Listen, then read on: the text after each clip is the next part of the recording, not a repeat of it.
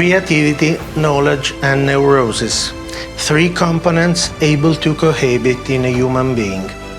The common place that art is a product of mental disorders is, to my opinion, a wrong idea.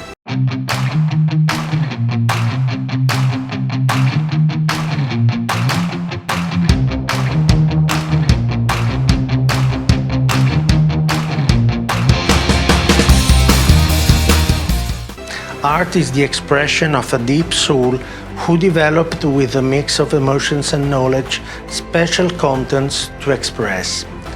Mental disorders are, on the other side, an entrapment for the soul and act against the emotional and the intellectual freedom, which are the basic conditions for art to be created. The complexities at the origin of a mental disease can at the same time produce that deepness who becomes art, as two alternative ways. Many great artists face their neurosis or even psychosis with the parts of their souls who remain free enough to feel and create. One of the crucial discussions when it comes to psychoanalysis and art is about the role of mental disorders in the creative power of artists.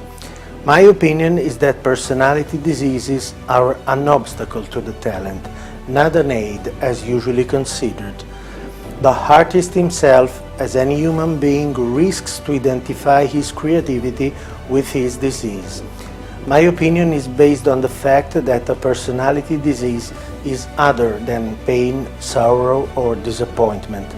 The letters are for sure part of the creativity as far as they are a free emotional flow, while personality diseases are obstacles to the inner freedom to feel and express emotions. Unfortunately, the majority of people cannot perceive this distinction, bearing their diseases as inexorable fate. We should imagine Munch's art as the expression of the parts of his personality that were not affected by his diseases, as the parties that fought against the diseases. Munch confirms this opinion with his own words. I am of the opinion, however, that my art is not sick. When I paint, sickness and suffering are, on the contrary, a healthy resource.